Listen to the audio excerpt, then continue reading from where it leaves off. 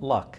We all know hard work's essential, discipline's essential, staying power is essential, but there's that element there that you can't quantify, but you know it's there. Warren, you've had some thoughts. Well, there's a lot of luck. I mean, just being born in the United States in 1930, the odds were like 30 to 1 against me. I mean, you know, I didn't have anything to do with picking the United States as I emerged, and having decent genes for certain things. And in my own case, I was sort of wired for capital allocation. And being wired for capital allocation a couple of hundred years ago in Nebraska wouldn't have meant a thing.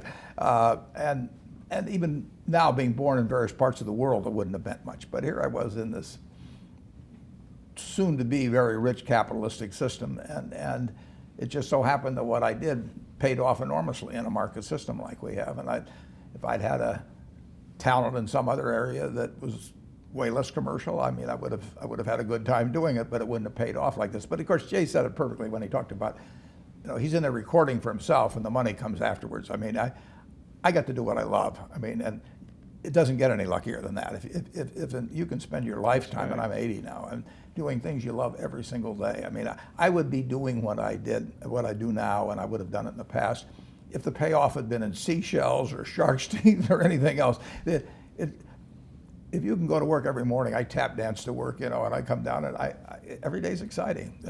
So that is lucky. I mean, that didn't have to happen that way. If I'd been born in 1930, if I'd been born a female, if I'd been born black, I would not have had the same opportunities that I had. I mean, it's chance. I mean, my parents loved my sisters just as much as they loved me. My sisters are just as smart or smarter than I am and all of that, but they didn't have the same expectations in the 30s for a young smart girl as they had for a young smart guy. And so I've had all kinds of luck. I had the luck of, I got turned down by Harvard. Well, getting turned down by Harvard meant I got to study under Ben Graham at Columbia, which changed my life. All kinds of things have worked out. So I just hope I stay lucky. I've been lucky for 80 years.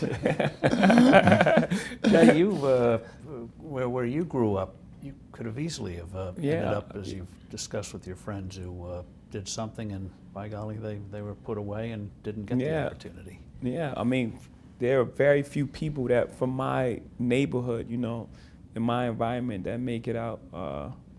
I mean, forget about to be successful, to make it out alive, you know, or to be incarcerated. You know, I have a great friend, you know, who just came home. Was one of the most beautiful people you ever meet. You know, and he just came home from doing 13 years, and we were together every single day.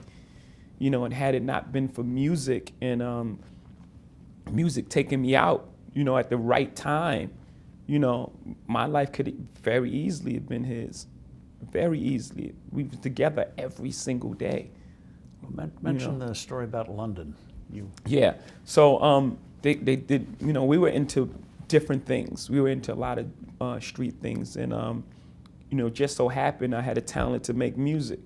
And a guy by the name of Jazz, who I started out with really early, you know, he got the opportunity, he got to deal with EMI. He had the opportunity to go to London to record his album. And, you know, I went along with him, and we waited for 2 months. Well, in that 2 months, there was a sting operation, and they took, you know, my friend I'm talking about, took him away for 13 years. And the only reason I was in there because I was away, you know, doing this music stuff.